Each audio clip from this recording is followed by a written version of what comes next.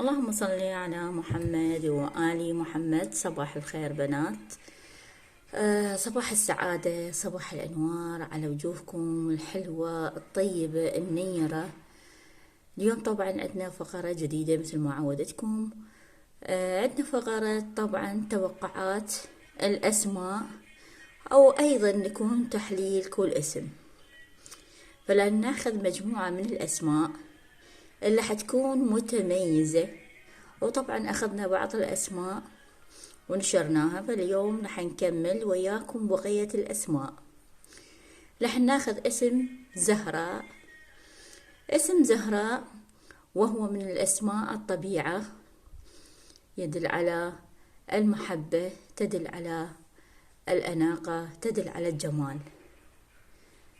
توقعات اسم أزهار ستكون لهذه السنة، سنة 2022 ستكون مليئة بالأفراح والسعادة.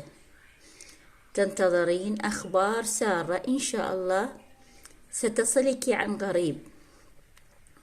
سوف تسمعين أخبار سارة التي كنت تنتظرينها من سنين طويلة. كاد الصبر أن يخلص أو ينفد لديك، لكن لا تستعجلي، فإن العجلة من الشيطان. في كل شيء لازم تخلين عندك صبر حتى تنولين كل ما تطمحين إليه.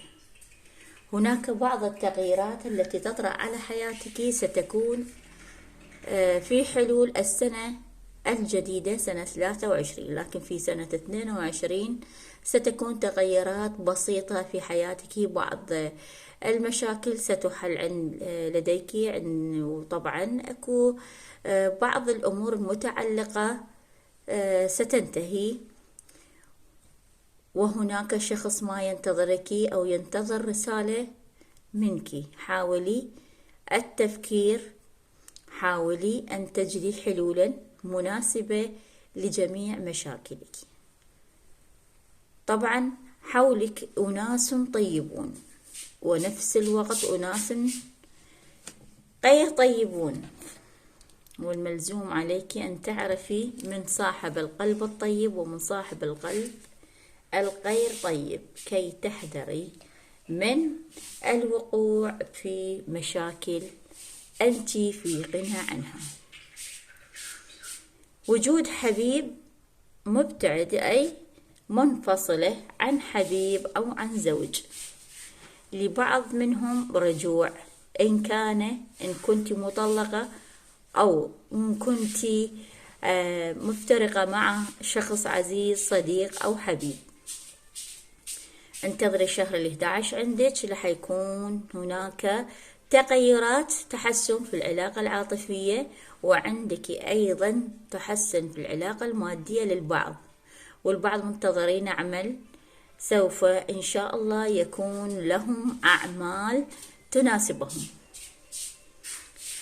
فقط اللي عليكم يا أسماء، طبعا اسم زهراء، وهذه توقعات عامة لكل اسم زهراء، إن كانت متزوجة أو غير متزوجة، وإن كانت مطلقة.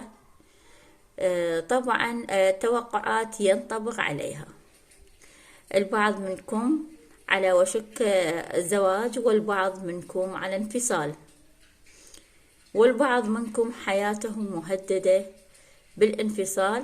فلذلك النصيحة لهم بأن يراجعوا كل الدفاتر القديمة، أي أعمالهم التي أدت إلى الانفصال ما بينهم. هناك بعض الأمور المتعلقة، هناك بعض الكلام المؤثر على الشريك. حاولي أن تكوني صادقة مع نفسك وصادقة مع الآخرين، ولو كان حتى لو أنت كنتي غلطانة. الاعتراف بالخطأ صحيح البعض يقول فضيلة، إنما رح تكون أنت نقمة بالنسبة لك. فاتركي أخطائك واجعلي منها عبرة ودرس لن تنسيه، ولا تكرر الخطأ، ولا تعترفي بأخطاء قد فعلتيها، لأنك قد تندمين. الشريك لن يتفاهم أخطائك ولن يتقبل أعذارك.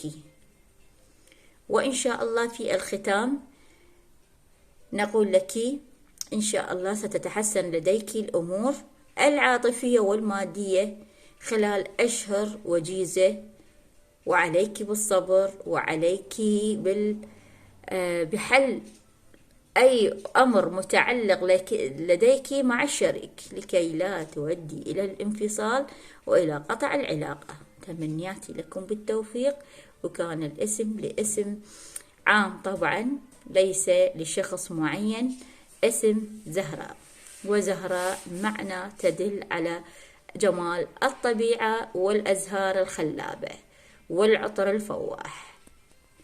تمنياتي لك بالتوفيق، وإن شاء الله تنول رضاك. لا تنسي الاشتراك في قناتي، قناة خيرة الوداع، وعمل اللايك. مع السلامة وأشوفكم بخير.